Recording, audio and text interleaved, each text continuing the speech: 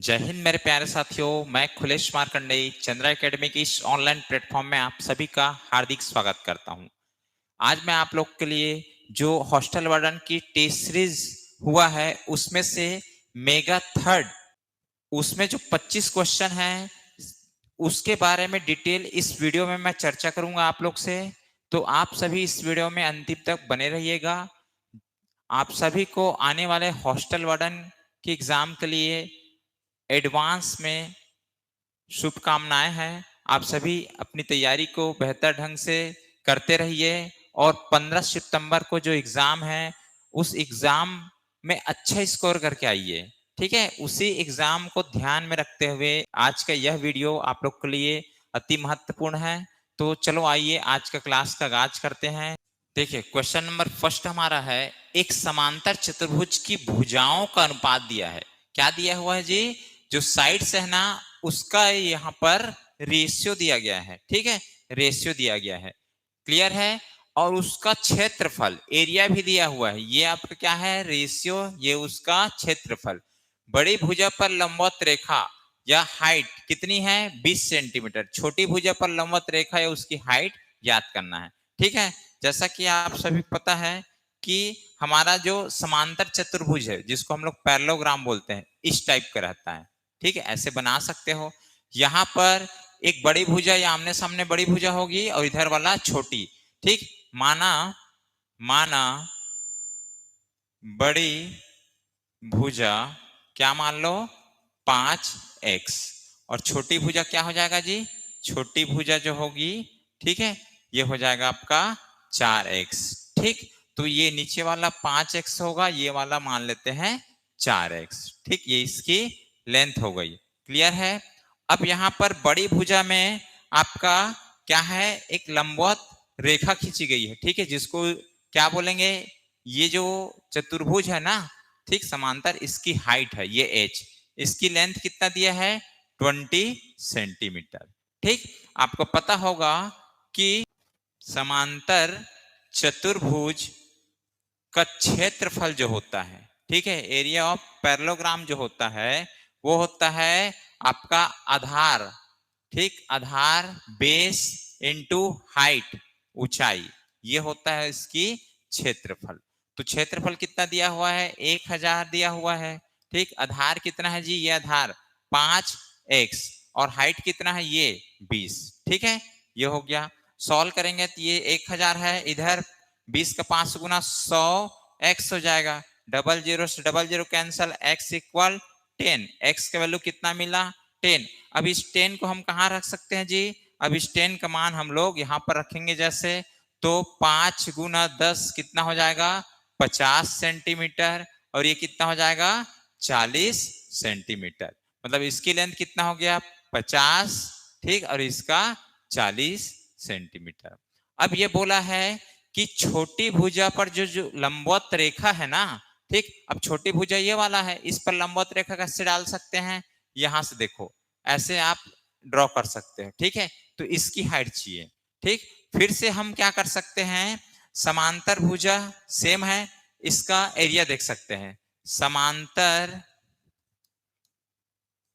चतुर्भुज का क्षेत्रफल, ठीक, क्षेत्रफल। अब क्या लेंगे? इसका जो आधार लेंगे, ये आधार हो गया। ठीक, आधार गुना ऊंचाई, सेम फार्मूला अप्लाई होगा, बट इस पर जो आधार लेंगे ना, ये छोटा वाला साइड को लेंगे ऐसे। ठीक है, तो कितना हो जाएगा? इसका कितना है? 40। और हाइट मान लिए h है, h1 ले लो। क्षेत्रफल कितना है? ये आपका 1000 का 1000 है। अब इसको काटेंगे, 0 से 0 4 से काटेंगे, कितना आ जाएगा? 25 सेंटीमीटर। ये h1 हो जाएगा। ठीक है, मतलब छोटी भुजा पर जो लंबवत रेखा है ना, ठीक, वो हाइट है, उसका कितना लेंथ होगा? 25 सेंटीमीटर। और बड़ी वाली भुजा पर जो लंबवत रेखा थी, हाइट थी उसका 20। ऑप्शन नंबर डी हमारा राइट आंसर होगा। ठीक है, चलो आइए नेक्स्ट देखते हैं हम लोग। नेक्स्ट क्वेश्चन है, एक आयताकार खेत की लंबाई तथा चौड़ाई का अनुपात दिया हुआ है 5:3। ठीक है, जो लेंथ दिया है और ब्रेथ दिया है उसका रेशियो दिया हुआ है। ठीक, एल इक्वल क्या है 5x मान लेते हैं, बी इक्वल क्या है 3x। ठीक, यदि इसके चारों ओर 7.5 रुपया प्रति मीटर की दर से तार लगाने की कुल खर्च कितना है 3000 हो, तो इसकी लंबाई तथा चौड़ाई का अंतर क्या होगा ये बताना है। देखो, जो चारों तरफ लगाना है, मतलब ये आयताकार कोई प्लॉट है, ठीक है, इसके चारों ओर क्या लगाना है हमको, ये आपका तार घेरा करना है। तो चारों ओर जब तार घेरा करेंगे तो चारों ओर मतलब क्या कहलाएगा, वो उसका परिमाप कहलाएगा। ठीक है, तो यहां से हम परिमाप निकाल सकते हैं। परिमाप कैसे निकलेगा ध्यान रखना, टोटल कितना खर्च आया है, ये 3000 लगा है, प्रति मीटर रुपया कितना लगा है तार का 7.5 रुपया। अब इसको सॉल्व करते हैं, इस पॉइंट को हटा करके ऊपर हम 10 का गुना कर देते हैं, 75 आया। 75 एकम 75, 75 चौक 300, जीरो। ठीक, यहां से परिमाप कितना मिला जी 400 मिल गया। परिमाप कितना मिला 400 मीटर मिला। अब परिमाप बराबर क्या होता है आपको पता होगा, चारों भुजाओं का योग होता है। ठीक है, चारों भुजाओं का योग, तो चारों भुजाओं का योग, परिमाप मतलब चारों भुजाओं का योग, तो इसको 2 टाइम L प्लस बी लिख सकते हैं। इक्वल क्या है 400 है। यहां से L इक्वल क्या है 5x, 2 5x L, B कितना है 3x है। ठीक, इक्वल 400, 5 3 8, 8 का डबल 16x हो जाएगा, बराबर 400। 16 एकम 16, 16 दूनी 32, 8 बचा, 16 पंचे 40, x बराबर कितना आया 25। अब हमको लंबाई तथा चौड़ाई का अंतर बोला है, इन दोनों का अंतर कितने का है जी, ठीक है, इन दोनों का अंतर कितने का है 2 का, तो 2x का अंतर है, तो 2 गुना x मान 25, तो कितना आ जाएगा 50। 50 मीटर का दोनों के बीच में अंतर है। ठीक, ऑप्शन नंबर फर्स्ट हमारा फिर से आंसर हो जाएगा। क्लियर है, कैसे किए देख लो, लंबाई का अनुपात और चौड़ाई का अनुपात दिया है 5x और 3x अपन एज्यूम कर लिए हैं। ठीक, परिमाप कैसे निकाले हैं, क्योंकि ये जो 3000 खर्चा आ रहा है वो किसका है, चारों तरफ तार लगाने का। जब चारों तरफ तार लगाएंगे तो उसको बोलते हैं परिमाप। ठीक है, पेरीमीटर ऑफ रेक्टेंगल। ठीक है, तो परिमाप निकाले 3000 बटे 7.5 करके, कितना है यहाँ 400 मीटर। अब परिमाप का फॉर्मूला क्या होता है आयताकार प्लॉट में, वो होता है 2 टाइम L प्लस बी। बोले तो ये क्या है आयताकार है, तो आयताकार में आमने सामने की भुजा बराबर है, ये L है, ठीक, तो ये भी L कहलाएगा, तो 2 टाइम L और ये B है, तो ये सेम सेम है, प्लस 2B, तो 2 को कॉमन कर दो, L प्लस B बचेगा, ये आपका परिमाप है। इसे वैल्यू रखे हैं, फिर उन दोनों का अंतर निकाल लिए, अंतर आया 50 मीटर। ठीक है, चलो नेक्स्ट क्वेश्चन देखिए। नेक्स्ट क्वेश्चन है, एक समलंब चतुर्भुज की समांतर भुजाएं 2:3 के अनुपात में है तथा उनके मध्य दूरी 12 सेंटीमीटर है। यदि समलंब चतुर्भुज का क्षेत्रफल 480 वर्ग सेंटीमीटर हो तो समांतर भुजाओं में लंबी भुजा ज्ञात कीजिए। ठीक है, लंबी भुजा है उसका लेंथ बताना है। अब ये जो समलंब चतुर्भुज को इंग्लिश बोलते हैं रोम्बस। ठीक है, ये किस शेप में रहता है जी, शेप देखो इसका इस टाइप से इसका आकार रहता है, जो फ्रस्टम बनाते हैं ना, ठीक, इस टाइप से आकार रहेगा। क्लियर है, अब इसकी हाइट दिया हुआ है, यहां से यहां तक इसकी हाइट दे दिया है 12 सेंटीमीटर, और ये जो भुजा है इसका रेशियो दिया है, तो मान लेते ये 2x है, नीचे वाला क्या हो जाएगा 3x हो जाएगा, ये दो भुजा है। ठीक है, ये है। अब क्षेत्रफल दिया है, अब देखना ध्यान रखना कि जो समलंब है, समलंब चतुर्भुज का जो क्षेत्रफल होता है, क्षेत्रफल वो होता है 1/2। ठीक है, समांतर समांतर भुजाओं का योग इंटू h हाइट होता है। ठीक, ये इसका क्षेत्रफल है। तो यहां पर समलंब चतुर्भुज का क्षेत्रफल 480 दिया हुआ है पहले से, 1/2 इसका योग कर देते हैं ऊपर नीचे, 2x plus 3x, 2x plus 3x। Height कितना दिया है जी, हाइट दिया है 12, चलो सॉल्व करते हैं। ये 2 एकम 2, ये 6 बार में कट जाएगा, ठीक है। 480 बराबर ये 2 और 3 5x, 5x का 6 से गुना, ठीक है। 5 छक्के 30, 30x, ठीक। 0 से 0 कट गया, h बराबर कितना आएगा, 16 तिया 48, 16 सेंटीमीटर, ठीक है। यहां से क्या मिला, ये x का मान है, x का मान कितना मिला, 16 सेंटीमीटर। अब आपको बताना है यहाँ पर समांतर जो दो भुजा है, ठीक, आमने सामने, इसमें बड़ी लंबी भुजा, लंबी जो भुजा है उसका लेंथ कितना होगा, x बराबर 16, ठीक। बड़ी भुजा कौन सा, ये, ठीक है। तो 3 गुना 16 बराबर 48 centimetre. Option number first right answer होगा, ठीक। चलो नेक्स्ट क्वेश्चन देखिए। 3 घन जिसमें प्रत्येक की भुजा 8 सेंटीमीटर है को जोड़कर एक घनाभ बना दिया गया है, इस तरह बने घनाभ का आयतन क्या होगा। बहुत इजी क्वेश्चन है। देखो 3 घन है, ठीक है, आपका इस टाइप से घन बनाया गया है, 3 घन, क्लियर है। इस टाइप से 3 घन है, ठीक, समान रूप से 3 घन है, तीनों को मिलाकर एक घनाभ बना रहे हैं। ये फर्स्ट हो गया आपका, सेकेंड ऐसे और बनेगा, ठीक। ऐसे तीन तीन मिलाकर के क्या बनाए हैं, फर्स्ट सेकेंड और एक और है ऐसा, ठीक। ये 3 घनाभ, घन को मिलाने पर हमको क्या मिला है, घनाभ, ठीक है। ये 3, तो तीनों का जो आयतन होता है, तो घनाभ का आयतन क्या होता है, a का क्यूब होता है, a का क्यूब प्लस a2 का क्यूब प्लस a3 का क्यूब, ठीक है, इक्वल क्या हो जाएगा, a का क्यूब, ठीक है। तो a का क्यूब मतलब तीनों की भुजा समान है, तो यहां पर 8 का क्यूब प्लस 8 का क्यूब प्लस 8 का क्यूब इक्वल a का क्यूब मिलेगा। 8 का क्यूब कितना होता है, 512 प्लस 512 प्लस 512 इक्वल, देखते हैं सभी जोड़ते हैं, 5 तिया 1500 और 12 तिया 36, 1536, ये इसकी क्या है, आयतन होगा। ये किसमें रहेगा, सेंटीमीटर क्यूब रहेगा, ठीक है। ध्यान रखना सेंटीमीटर क्यूब रहेगा, यहां पर पूरी ऑप्शन गलत है, ठीक है। तो ये विलोपित किया गया है, आंसर हमारा होगा 1336। क्यों, घनाभ का आयतन पूछा है।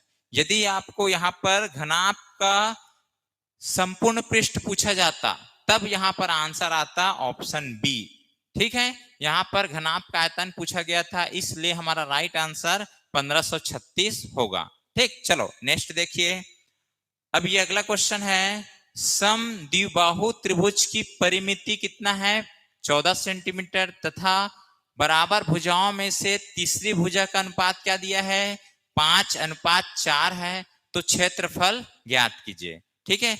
समद्विबाहु, ठीक, समद्विबाहु किसको बोलते हैं, ये है आपका आइसोस्केलस ट्रायंगल बोलते हैं। देखो इस टाइप से रहेगा, ठीक है, जिसकी दो भुजाएं क्या हो, बराबर, ठीक। इसमें मान लेते ये 5x है, तो ये भी 5x हो जाएगा, ये आपका 4x होगा, ठीक है। क्षेत्रफल निकालना है आपको।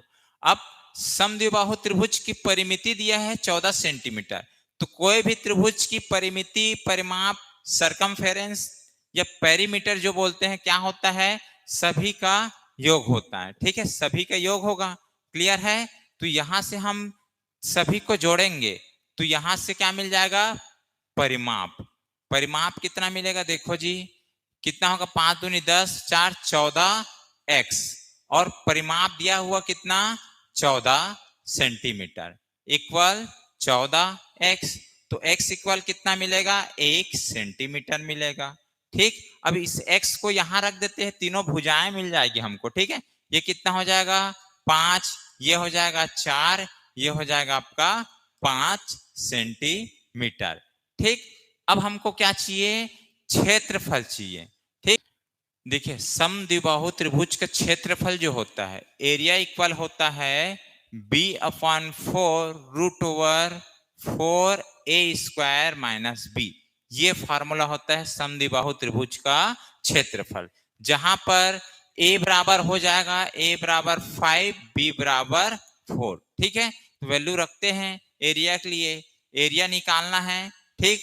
तो b का मान 4 डिवाइड बाय 4 √4 इंटू a का मान 5 का स्क्वायर माइनस b का स्क्वायर है, तो b मतलब 4 का स्क्वायर होगा, ठीक। 4 से 4 कैंसिल हो जाएगा, यहाँ पर कितना होगा 5 का स्क्वायर 25 गुना 4 100 माइनस कितना 16, तो माइनस जैसे 16 होगा तो कितना मिलेगा जी यहाँ से √84। ठीक है, ये एरिया है। अब इसको थोड़ा सिंप्लीफाई करते हैं तो 4 गुना 21 लिख सकते हो, 4 को बाहर निकालोगे तो 2√21, ये एरिया है। ठीक है, सेंटीमीटर स्क्वायर। कौन सा ऑप्शन में है? ऑप्शन नंबर बी हमारा राइट आंसर होगा। ठीक, चलो फार्मूला ध्यान रखना, समद्विबाहु त्रिभुज का फार्मूला क्या है एरिया के लिए? ये एरिया के लिए फार्मूला है। ठीक है, समद्विबाहु में क्या होता है? दो भुजाएं समान होती है। ठीक, 5x माने, दूसरे को 4x माने। फिर इसका परिमाप दिया हुआ था तो परिमाप से इसको x का मान निकाल लिए, वैल्यू रख दिए, a और b का मान मिल गया, फॉर्मूले में हम लोग रख दिए हैं। ठीक है, चलो आगे बढ़ते हैं भाई। देखिए नेक्स्ट क्वेश्चन है यहाँ पर कि एक गाय 14 मीटर लंबी रस्सी से बंधी हुई है, यदि उसकी रस्सी को 7 मीटर और बढ़ा दिया जाए तो बताइए कितने अतिरिक्त क्षेत्र पर भ्रमण कर सकेगी। ठीक है, जैसे देखो क्वेश्चन क्या बोल रहे हैं, यहाँ पर एक खूंटा है, जैसे गाय को बांधते हैं ना हम लोग गांव में। ठीक, तो यहाँ पर एक खूंटा है, यहाँ से कितनी बड़ी लंबी रस्सी जी? ये 14 मीटर लंबी रस्सी पर वो गाय जो है बंधी हुई है। अब वो कैसे चढ़ सकती है? अब ऐसे पूरा राउंड मार सकती है वो। ठीक, इस टाइप का एक सर्कल बनेगा। ठीक, बट क्या कर रहे हैं, उसकी रस्सी को 7 मीटर और बढ़ा दिए, ये 7 मीटर। ठीक, अब टोटल लेंथ कितना हो गया? यहां से यहां तक 14 मीटर, 14 प्लस 7 कितना हो जाएगा? 21 मीटर। अब वो 21 मीटर तक चढ़ पाएगी। ठीक है, उसका जो दायरा है वो बढ़ गया, कितना अतिरिक्त क्षेत्र पर वो चढ़ पाएगी ये बताना है। तो एक काम करते हैं हम लोग, अतिरिक्त क्षेत्र का क्षेत्रफल। यदि क्षेत्रफल चाहिए अतिरिक्त क्षेत्र का क्षेत्रफल तो क्या करेंगे, जो बड़ी वाली है, ठीक है, यहां से यहां तक जो आर है, ठीक, ये बड़ी वाली आर है, ये आर मान लेते, आर कितना हो गया 21, और छोटा वाला आर ये वाला कितना है R1 ले लो, तो R2 कर लो, ये कितना है 14। ठीक, तो बड़ी वाली जो सर्कल है उसमें छोटी वाली सर्कल का जो क्षेत्रफल उसको माइनस कर दोगे ना तो आपको अतिरिक्त क्षेत्र का क्षेत्रफल प्राप्त हो जाएगा। ठीक है, तो वृत्त का क्षेत्रफल क्या होता है? पाई R1 का स्क्वायर माइनस पाई R2 का स्क्वायर। ठीक है, तो पाई पाई कॉमन है तो पाई को बाहर निकाल लिए। ठीक, और पाई का मान क्या होता है? पाई का मान रख लेते हैं 22/7। यहां से क्या मिलेगा? R1 कितना है? बड़ी वाली वृत्त का जो रेडियस है 21 का स्क्वायर, माइनस R2 कितना है? छोटी वाला क्या है? 14 का स्क्वायर। ठीक है, अब यहां से हम हल कर सकते हैं 22/7 गुना ये a square minus B square बन गया है, और a square minus B square क्या होता है जी? ये आपका एक बार माइनस एक बार प्लस, 21 में 14 गया, कितना होगा? 21 में 14 7 होगा, और 21 में यदि 14 जोड़ दे तो 35 होता है। ठीक है, कौन सा फार्मूला अप्लाई किया हूं देखो, ए स्क्वायर माइनस बी स्क्वायर, ए माइनस बी होता है और ए प्लस बी होता है। चाहे तो आप इसका स्क्वायर निकाल करके भी आप रख सकते थे। ठीक है, 7 से 7 कैंसिल हो जाएगा, और 35 का 22 से गुना करेंगे तो यहां मिल जाएगा 770 सेंटीमीटर स्क्वायर, जो हमारे कौन से ऑप्शन में है जी? ऑप्शन नंबर आपका फर्स्ट जो है राइट आंसर हो जाएगा। ठीक है, क्लियर है? चलो बढ़ते हैं आगे हम लोग। ठीक, नेक्स्ट क्वेश्चन हमारा है कि नीचे दी गई आकृति में त्रिभुज ABR, ठीक है, कौन सा त्रिभुज? देखिए ये जो त्रिभुज है ABR वाला सिमिलर है बोला है, ठीक है, समरूप है, समरूप। ठीक, ये इसके समरूप है। समरूप का मतलब क्या होगा कि इसकी जो भी भुजाएं होगी ना, ठीक, वो इसके क्या होंगे? रेशियो के बराबर होंगे। ठीक है, जैसे यहां पर गिवन दिया हुआ है PQ, तो PQ कहाँ है? PQ का मान क्या है? 3 सेंटीमीटर। AB का क्या है? 6 सेंटीमीटर। BR कहाँ है? ये BR का कितना है? 8.2 सेंटीमीटर। PR का कितना है? 5.2 2 सेंटीमीटर है। आपको कैलकुलेट करना है यहां से यहां तक और यहां से यहां तक, ठीक है। ये दोनों निकालना है, x1 x2, ठीक। अब देखो इसमें क्या बोला मैं, जब कोई त्रिभुज क्या हो, समरूप हो, सिमिलर हो, उस कंडीशन में इसकी दोनों की भुजा का अनुपात जो है एक दूसरे के बराबर होते हैं, ठीक। कैसे देखो, मान लो इसका हम ले लिए ए बी, ठीक, ए बी भुजा है तो इसका हम लोग ले लेते हैं पी क्यू, ठीक, बराबर इसका हम लोग क्या लेते हैं, बी आर ले लेते हैं, बी आर, तो इसमें हम लोग इसको ले लेते हैं आर क्यू, आर क्यू। यहां पर इस वाले का देखो ये हो गया, इसका ले लेते हैं ए आर, ए आर, तो इसका कौन सा बच गया है, पी आर, पी आर। इसमें देखो ध्यान रखना, इस त्रिभुज में से एक भुजा और इसमें से कोई एक भुजा ले सकते हैं, इसका एक भुजा लेंगे तो इसमें कोई एक भुजा, इसमें एक भुजा तो इसमें का एक भुजा का अनुपात क्या होगा, आपस में बराबर। चलो मान रखो इसमें ए बी कितना है 6, पी क्यू कितना है 3, बी आर, बी कहाँ है, ये बी आर कितना है 8.2 है, और आर क्यू कितना है, आर क्यू पता नहीं, छोड़ो आर क्यू का आर क्यू रख देते हैं, ठीक है। जैसे अपन को निकालना है तो आप ऐसे इसको लिख सकते हो, क्यू आर भी लिख सकते हो, ठीक, आर क्यू आर दोनों चलेगा। ए आर कितना है पता नहीं, ठीक है, ए आर निकालना है, छोड़ दो।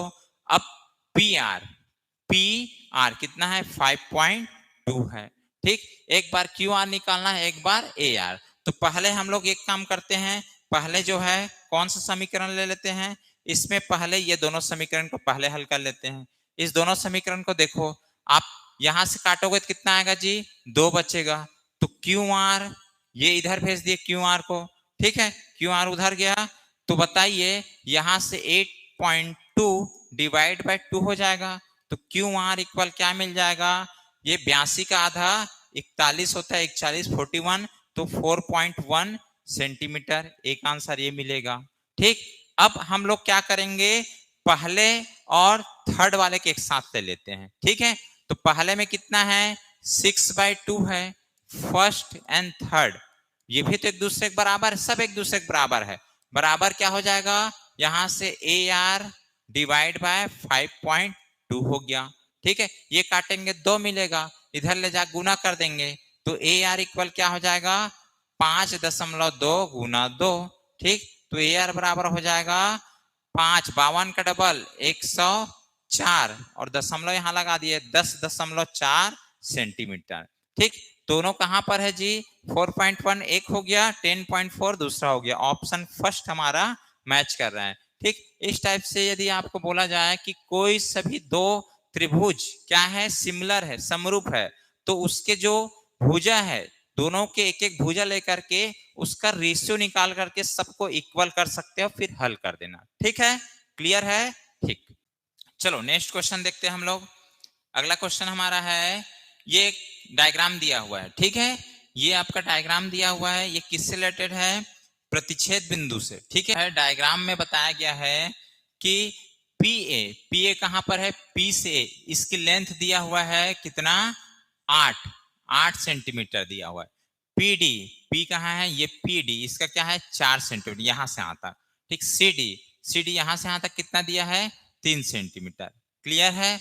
आपको निकालना है ए बी, मतलब यहां से यहां तक की दूरी हमको कैलकुलेट करना है, ठीक। तो जब भी कोई वृत्त है, वृत्त को कोई दो रेखा, ठीक, वृत्त को कोई दो रेखा, मतलब ये जीवा है बोला जाए तो इस वृत्त के लिए क्या है, ये जीवा है, कॉर्ड है।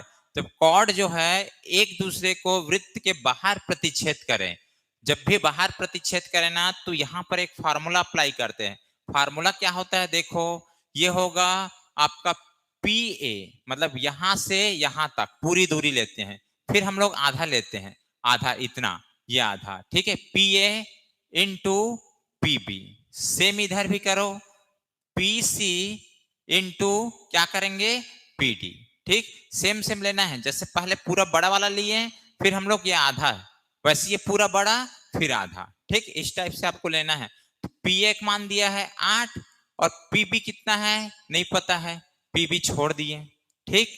अब यहां पर पी सी यहां से यहां तक पूरी दूरी कितनी होगी जी 7 हो जाएगा, 4 3 7 गुना पीडी कितना है, ये पीडी कितना 8। ठीक है, ये पीडी कितना होगा, यहाँ पर 4 होगा, ध्यान रखना 4, तो 4 एकम 4, 4 दूनी 8। ठीक है, पीबी का मान चाहिए, तो पीबी इक्वल क्या हो जाएगा 7/2, बोले तो 3.5 सेंटीमीटर। अब ये पीबी कहाँ है, ये पीबी कहाँ पर है, देखिए आपको ध्यान देना है। ठीक, ये आपका पी और बी है, यहां से आता। ठीक है, तो इतना क्या मिला हमको, यहां पर 3.5 मिला है, तो इतना कितना होगा बता सकते हैं। ठीक है, आराम से बता सकते हैं। हमको चाहिए ए बी, ए बी कैसे मिलेगा, पी ए में माइनस कर दें पी बी को। ठीक, पी ए क्या है 8 माइनस 3.5, तो ए बी कितना मिल जाएगा 4.5 सेंटीमीटर। ऑप्शन नंबर कौन सा है, बी हमारा राइट आंसर होगा। ठीक, चलो नेक्स्ट देखिए। देखिए नेक्स्ट क्वेश्चन भी इजी है, इसको कैसे सॉल्व करते हैं देखिए। सबसे पहले आप इसको सॉल्व करने के देखा जाए तो बहुत सारे तरीके हैं, बट हम जो इजी है उसको फॉलो करेंगे। ठीक है, देखो यहां से आप एक काम कर सकते हो, कंस्ट्रक्ट। ठीक, एक लाइन ड्रॉ कर सकते हैं, ऐसे इसको मैच कर देते हैं, मैच कर देते हैं कि स्ट्रेट लाइन। ठीक है, स्ट्रेट लाइन खींचने से क्या होगा, यहां पर एक त्रिभुज बन गया है, ये आपका क्या है ट्रायंगल बन गया है। और आपको ये ध्यान होगा कि ये जो यहां पर ये टोटल कितना डिग्री बनेगा, यहां से यहां तक टोटल होता है, ये देखो ये 90 एंगल पर एक दूसरे को मैच कर रहे हैं, तो टोटल कितना होगा 90, तो 90 में इतना दिया है 60, तो ये बच गया आपका 30। ठीक, ये वाला 30, ये देखो ये पूरा क्या होगा 90, तो ये 70 है, तो बची हुई कितना हो जाएगा, ये होगा 20 डिग्री। अब ट्रायंगल, ट्रायंगल इसको ए मान लो, ये बी है और ये क्या है एक्स। ठीक है, या फिर इसको सी मान लो। ठीक, तो ट्रायंगल ए बी सी का मान निकालना है, तो एंगल ये वाला, ये अंदर वाला ना, ये अंदर वाली बात कर रहे हैं। ठीक है, तो यहां पर क्या हो जाएगा, ए में 30 डिग्री है, बी में कितना है 20 डिग्री, और ये अंदर वाला ये वाला ठीक है, इसका ये मान लो इसकी का सी है, तो प्लस सी इक्वल 180 डिग्री। ठीक, तो टोटल एंगल सी इक्वल कितना होगा 180 माइनस 30 20 50, एंगल सी इक्वल कितना मिल जाएगा, माइनस करेंगे 130 डिग्री।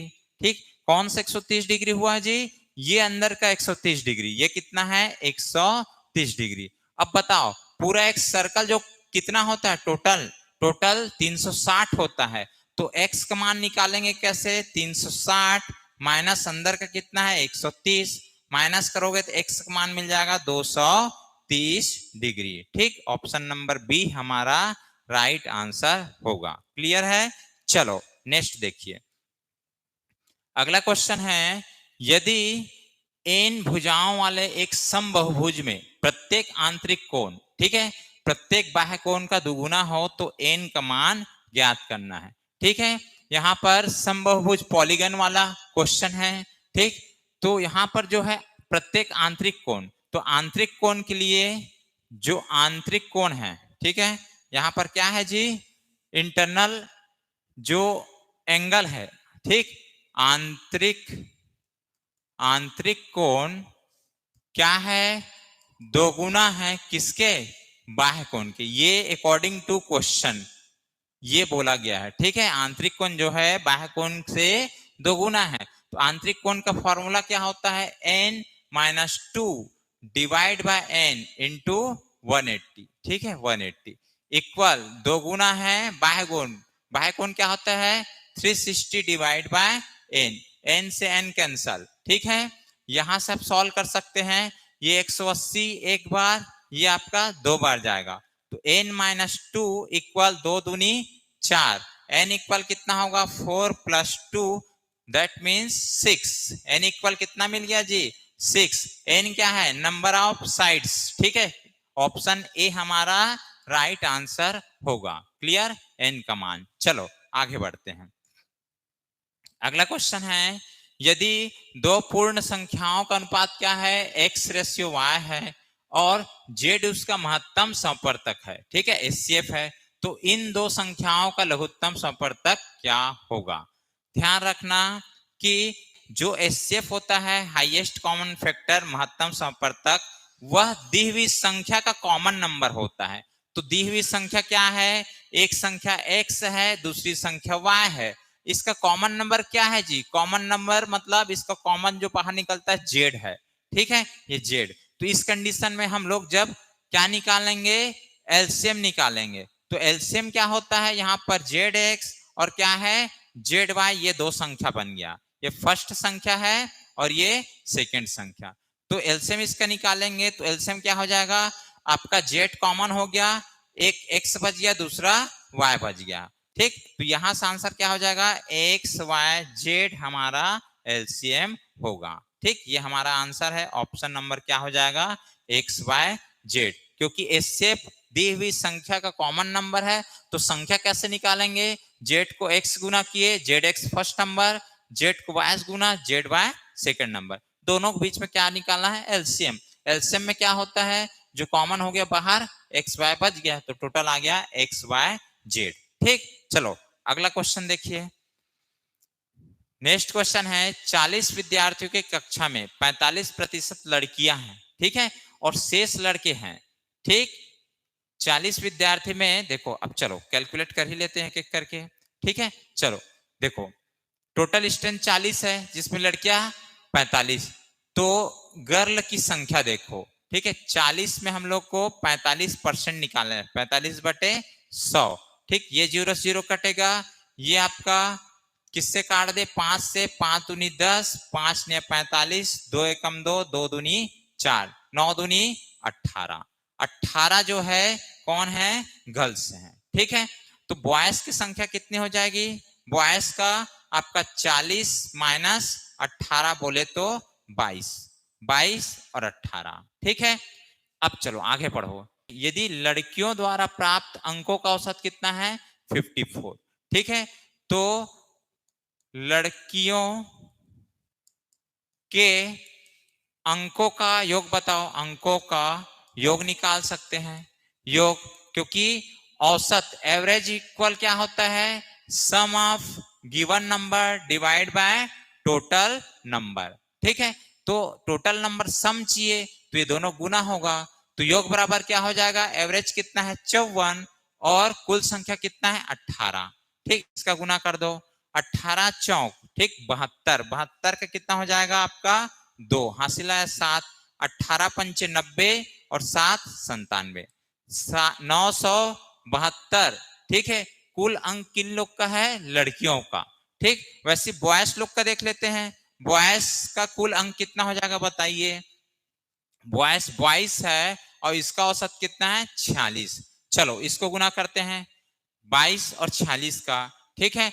22 छक्के 20 छक्के 120, 2 छक्के 12, मतलब 132 होगा टोटल, तो 132 में 2 हो गया, हासिल आया 13, 22 का 4 गुना, तो 20 का 4 गुना कितना होता है, 20 का 4 गुना 80 और 2 चौका 8, 88, 88 प्लस 13 करना है, ठीक है। 88 प्लस 13 कितना हो जाएगा, 8 3 11 का 1 0 10, ठीक। मतलब कितना आएगा यहाँ पर योग अंकों का बॉयज लोग का 1012, ठीक। उसके बाद बोला है सभी विद्यार्थियों द्वारा प्राप्त अंकों का औसत क्या होगा, ठीक। तो कुल अंक पहले निकाल लो, कुल अंक डिवाइड बाय कुल छात्र, ठीक, कुल छात्र, यहां से टोटल एवरेज मिल जाएगा जी। तो कुल अंक कितना हो जाएगा 972 plus 1012 divide by total strength कितना है 40, ठीक। अब इसको आपको सॉल्व करना है,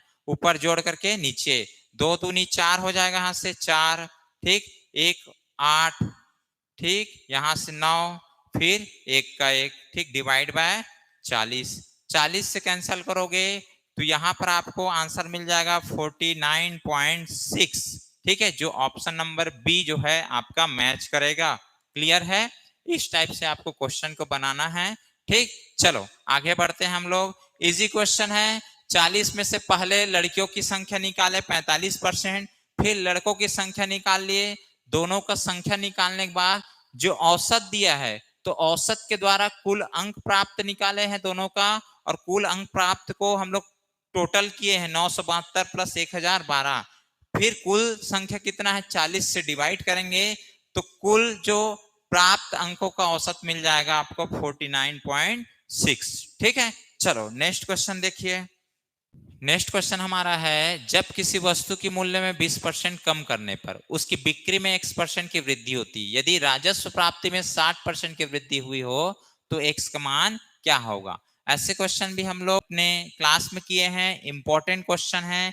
इसमें देखो 2% दिया रहता है, जैसे किसी व्यक्ति की आय पहले 10% बढ़ी, फिर उसकी आय में 10% की वृद्धि हुई, तो उसके ओवरऑल राजस्व कितने परसेंट की वृद्धि हुई है, ऐसा वाला क्वेश्चन था। ठीक है, तो उसके लिए एक फॉर्मूला लगाते थे हम लोग, प्रतिशत वृद्धि बराबर ए प्लस बी प्लस ए इंटू बी अपॉन 100 वाला। ठीक है, ऐसे फॉर्मूला यूज करते थे ना जी। ठीक है, चलो अब देखते हैं, यहां पहले 20% की कमी हुई तो -20 कर दो, प्लस बी नहीं दिया है, वही कैलकुलेट करना है, कितने की वृद्धि है 60% का, तो इधर 60 लिख दिए।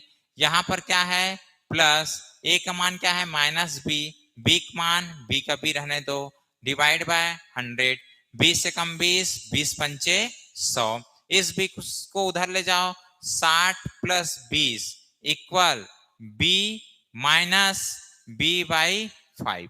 ठीक है, अब ये टोटल कितना होगा 80, और इसको सॉल्व करेंगे तो क्या होगा 5 कम 5, 5b minus 5b minus B बटे 5, इसको इधर भेज देना है।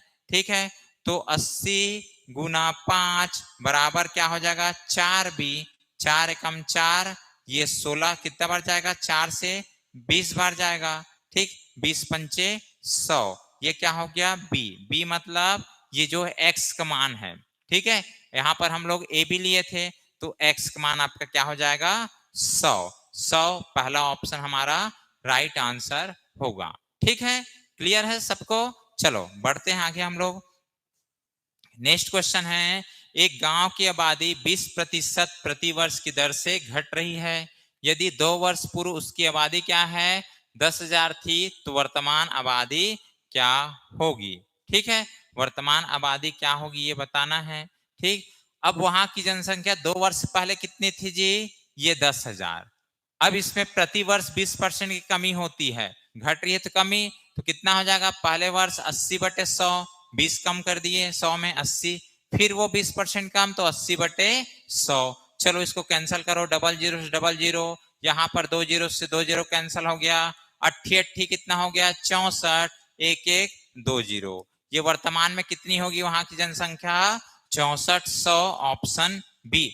ये जो क्वेश्चन है आप चाहे तो चक्रवृद्धि ब्याज वाले जो फॉर्मूले होते हैं, कौन सा होता है a इक्वल पी 1 प्लस नहीं लेना है, घट रही है इसलिए -r/100 की पावर क्या कर सकते हो t। ठीक, इससे भी बना सकते हो आप चाहे तो, या फिर एक फ्रैक्शन मेथड होता है, 20% का फ्रैक्शन कितना होता है 20% बोले तो 1/5 होता है, तो यहाँ पर 5 आपका क्या है वहां जनसंख्या थी, 1 की कमी हो रही 4 हो गया है, फर्स्ट ईयर का है। सेकेंड ईयर में भी सेम 5 से कितना हो जाएगा 4 हो जाएगा, 5 पंचे 25 गुना कर देंगे तो 4 चौक 16। ठीक है, अब वो पहले कितना था 10,000, तो यहाँ पर पहले कितना है 25, तो 10,000 किसके बराबर हो गया 25 के बराबर, 25 से कम 25 कैंसिल करोगे तो 25 चौक 100 कितना आ जाएगा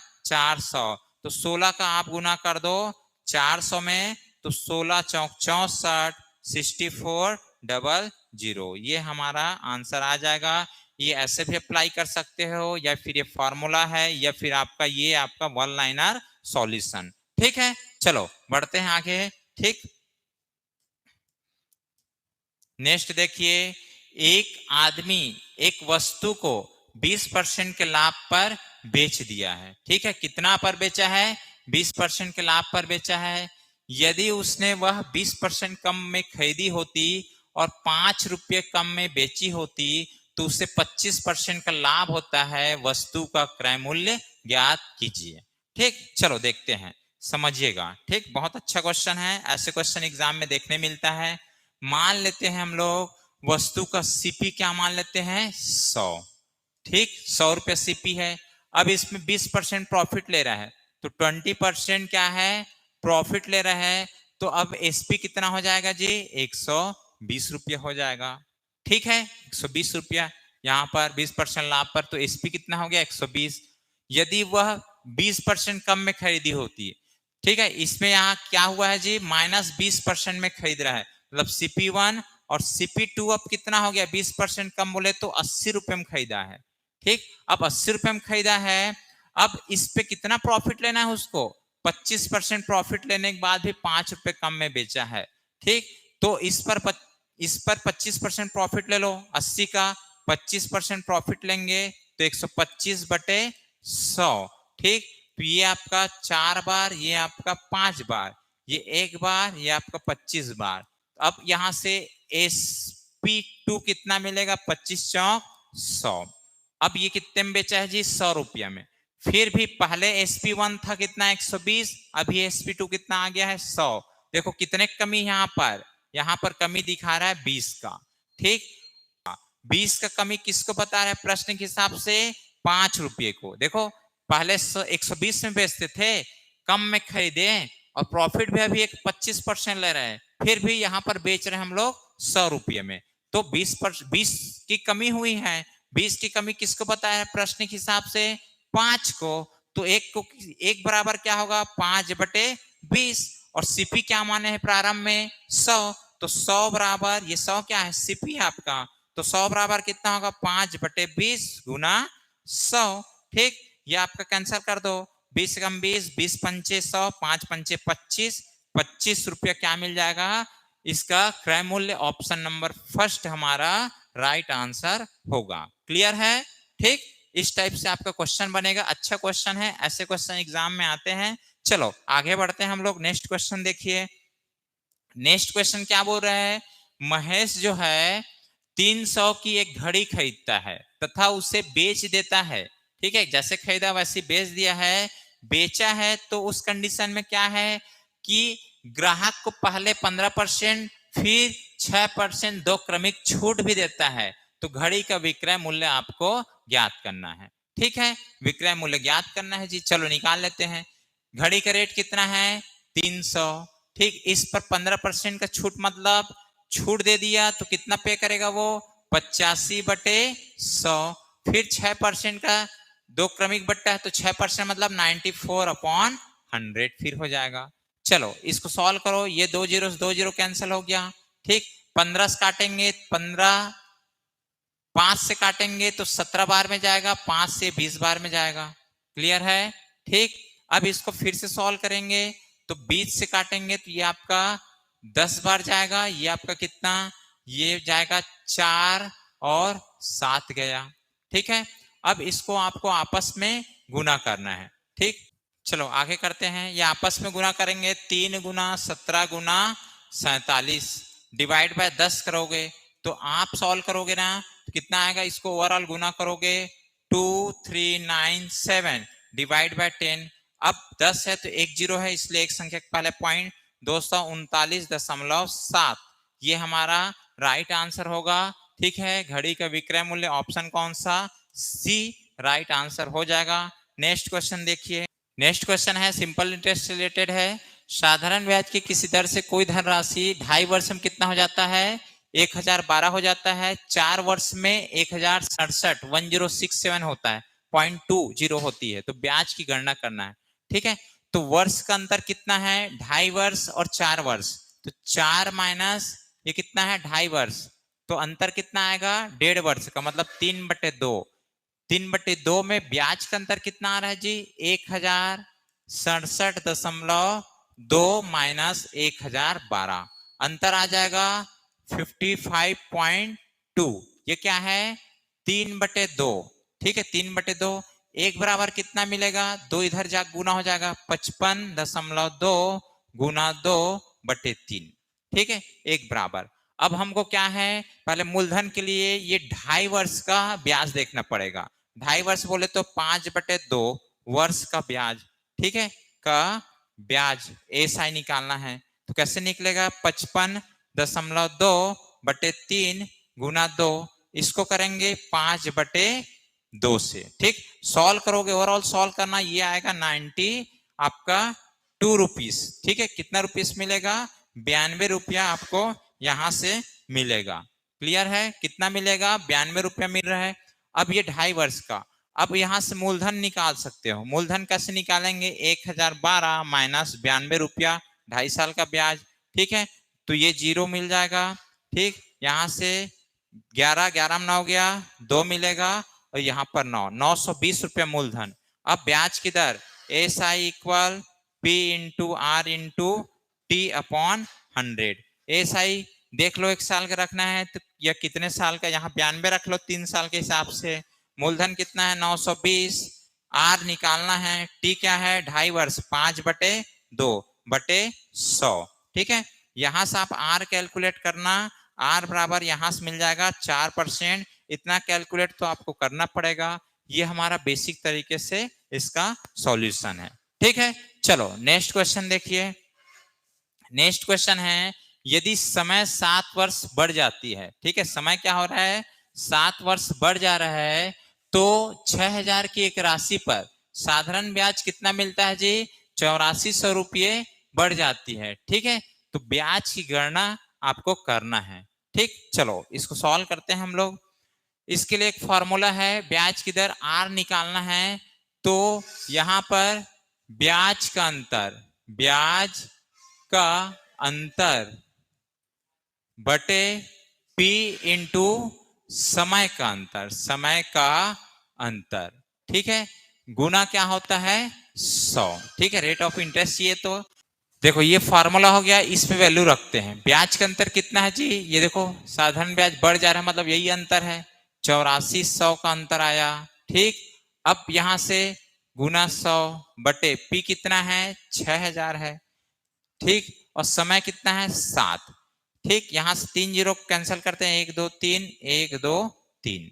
ठीक, 7 छक्के 42, 42 मतलब 42 का 2 गुना। ठीक, ये 2 और 0 कितना आ गया 20, 20% यहाँ पर ब्याज मिलेगा। कौन से ऑप्शन है, सी। ठीक है, इस क्वेश्चन को ऐसे सॉल्व करना है, ये आपका फॉर्मूला अप्लाई करके। क्लियर है, जब भी ऐसा 7 वर्ष बढ़ जा रही है ऐसा बोला है, उस कंडीशन में ब्याज भी बढ़ जाता है, तो इसको फॉलो करना है। ठीक है, चलो नेक्स्ट देखिए। नेक्स्ट क्वेश्चन है, एक कार 32 किलोमीटर प्रति घंटे से एक निश्चित दूरी तय करती है और 68 किलोमीटर प्रति घंटे से वापस आती है। इस पूरी यात्रा की औसत चाल बताइए।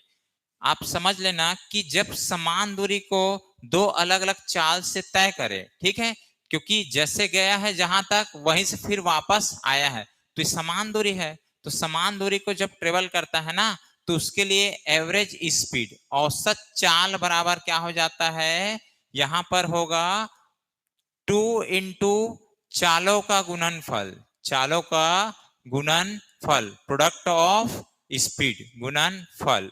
ठीक है, ये डिवाइड बाय चालों का योग, चालों का योग ये होता है। ठीक, बेसिक फॉर्मूला। तो 2 इंटू 32 इंटू 68 डिवाइड बाय कितना करेंगे जी, ये 32 प्लस 68। ठीक है, अब इसको सॉल्व करते हैं, 2 गुना 32 गुना 68, नीचे जोड़ देते हैं, 8 तो 10 का 0, 3 6 9 1 10, 100 आ जाएगा। ठीक, अब ऊपर हमको क्या करना है, सबको गुना करके 100 से आपको डिवाइड करना है। ठीक है, कैसे करेंगे, चलो करते हैं। इसको ओवरऑल गुना करोगे तो ये आपको मिलेगा 4352 डिवाइड बाय 100। ठीक है, अब यहां से 2 जीरो, इसलिए 2 जीरो है तो 2 संख्या के पहले पॉइंट, तो 43.52 ये आपका किलोमीटर प्रति घंटा हमारा आंसर होगा। Option number C right answer होगा। ठीक है, चलो अगला क्वेश्चन देखिए। यदि अनुज 4 किलोमीटर प्रति घंटे की गति से चलता है तो अपने विद्यालय 6 मिनट देरी से पहुंचता है, परंतु यदि वह 5 किलोमीटर प्रति घंटे की गति से चलता है तो वह निर्धारित समय से 6 मिनट पहले पहुंच जाता है। तो उसके घर से उसके विद्यालय की जो दूरी है वो बताना है। देखो यहाँ पर भी क्या हो रहा है कि दूरी समान ट्रेवल कर रहा है। ये घर से विद्यालय जाता है और विद्यालय से घर वापस आता है। ठीक, दूरी समान हुआ। मान लेते हैं बेसिक से यदि बनाना है तो एक्स दूरी तय किया है, किस स्पीड से करता है वो, ठीक, 5 किलोमीटर प्रति घंटा सेकेंड, और पहले क्या है 4 किलोमीटर। पहले जब जाता है तो x किलोमीटर को 4 किलोमीटर प्रति घंटा के हिसाब से तय किया है, ये माने है ना, माना कुल दूरी कितना है x। जब वापस आता है तो इसकी स्पीड क्या हो जाती है, वही x दूरी होता है 5 की स्पीड। अब दोनों के बीच अंतर है, क्योंकि एक क्या है देरी से पहुंचता है और एक पहले पहुंचता है, तो अल्टरनेट रहे तो समय को जोड़ देना, 6 + 6 ये मिनट में है तो 60 से गुना करना पड़ेगा, क्योंकि चाल क्या है इसमें किलोमीटर प्रति घंटा, समय भी किस में रहेगा घंटे में। एलसीएम लेंगे 4 और 5 के एलसीएम 20, ठीक 20 हो गया, तो 20 को 4 से भाग दिए 5x - 4x इक्वल 12/60। ठीक है, यहां से x बच जाएगा 20 से कम 20, 20 तिया 60, 3 एकम 3, 3 चौक 12, x बराबर 4। ठीक है, ये x बराबर क्या हो गया 4, ये किलोमीटर, क्योंकि x क्या माना था मैं, घर से विद्यालय के बीच की दूरी है। ठीक है, हमारा आंसर क्या हो जाएगा 4 किलोमीटर, क्योंकि यहां बोला है उसकी घर से विद्यालय के बीच की दूरी 4 किलोमीटर। देखो इसके पहले जो क्वेश्चन बताया हूं उसमें एवरेज स्पीड के लिए फॉर्मूला बताया था, औसत चाल के लिए क्या है जी, आपका 2 चालों का गुणनफल क्या हो जाएगा बताओ। यहां पर क्या है 4 × 5 डिवाइड बाय चालों का योग होता है नीचे, योग क्या हो जाएगा चालों का योग। बट यहां पर योग क्यों नहीं करना है, क्योंकि पहले देरी से पहुंचता है फिर बाद में जल्दी पहुंचता है, तो चालों का अंतर कर देना 5 - 4। अब ये चाल बराबर है, चाल निकाले हैं, हमको क्या चाहिए दूरी, तो चाल गुना समय कितने का है, ये देखो दोनों का आगे पीछे है तो 6 × 6 = 12/60 कर देना। ठीक है, यहां से आपको कुल दूरी मिल जाएगा, कुल दूरी कितना मिलेगा, यहां से 8 किलोमीटर। बट केवल बीच की दूरी बताना है, तो बीच की दूरी के लिए क्या करेंगे, ठीक, बीच की दूरी निकालना है, तो 8 को आधा मतलब 2 से डिवाइड करके 4 किलोमीटर, ये आपका फॉर्मूले से भी आप आंसर ला सकते हो। ठीक है, चलो बढ़े आगे। कोई रेलगाड़ी किसी स्थिर खंभे को 3 मिनट में पार करती है, वह 600 मीटर लंबे प्लेटफॉर्म को 5 मिनट में पार करती है, तो रेलगाड़ी की लंबाई तथा गति बताना है। ठीक है, पहला कंडीशन क्या है, कोई रेलगाड़ी है किसी स्थिर खंभे को पार कर रही है 3 मिनट में। ठीक, तो रेलगाड़ी यहां पर दूरी क्या लेंगे जी, रेलगाड़ी की लंबाई। ठीक है, माना ट्रेन की लंबाई कितना मान लेते हैं x। ठीक है, तो x इसकी दूरी है, 3 मिनट में कवर करता है, 3 मिनट में कवर कर रहा है ना, मिनट में है, क्लियर है। इसको अपन चेंज कर देते हैं किसमें, सेकंड में, तो 60 से गुना कर दिए, तो यहां से क्या मिला, ये दूरी है ये समय है, तो चाल मिला पहला कंडीशन। ठीक है, ये पहला इक्वेशन हो गया। सेकेंड इक्वेशन देखते हैं, चाल बराबर क्या होगा, फिर दूरी वही होगा। ठीक है, दूरी कितना लेना पड़ेगा, ट्रेन की लंबाई x, किसको क्रॉस कर रही है प्लेटफॉर्म, तो 600 बटे समय कितना है 5, ये मिनट में, इसको चेंज कर देते हैं सेकंड में। ठीक है, यहां से मीटर पर सेकंड मिल जाएगा। अब दोनों इक्वेशन को, ये सेकंड इक्वेशन, दोनों इक्वेशन को एक साथ लेते हैं, तो x डिवाइड बाय 3 × 60, यहां से क्या हो जाएगा x + 600 डिवाइड बाय 5 × 60, 60 से 60 कैंसिल हो गया, इसको इधर भेजो और इसको इधर भेज दो, तो 5x बराबर 3x प्लस 6 तिया 1800। ठीक, इसको उधर भेजेंगे, 2x बराबर क्या हो जाएगा 1800, x बराबर कितना मिलेगा, 2 एकम 2, 9 बार 900, तो x बराबर क्या हो गया 900। x क्या माना हूं, ट्रेन की लंबाई, तो ट्रेन की लंबाई 900 मिला। अब क्या निकालना है, ट्रेन की चाल, तो किसी एक इक्वेशन में रख देते हैं यहां से, चलो पहले वाले इक्वेशन में रखते हैं, तो स्पीड इक्वल क्या हो जाएगा, कितना है हमारा x का मान 900 बटे 3 इंटू 60। अब यहां पर ये क्या है, मीटर पर सेकंड में है, ठीक है, मीटर पर सेकंड में है, हमको चाहिए किलोमीटर पर आवर में। छोटा चीज है, बड़ा चाहिए, तो 18 बटे 5 से गुना कर दो, ठीक है। तो यहां से स्पीड मिलेगा, सॉल्व करते हैं, चलो ठीक, चलो देखते हैं। 6 18 0 0 6 18 18 कट जाएगा, 0 0 कटेगा, 5 कम 5 कितने से कटेगा जी, ये 18 पंच 90 18 किलोमीटर पर आवर ये आएगा। तो 900 ट्रेन की लंबाई है, उसकी चाल क्या है 18 किलोमीटर, ऑप्शन बी हमारा राइट आंसर होगा।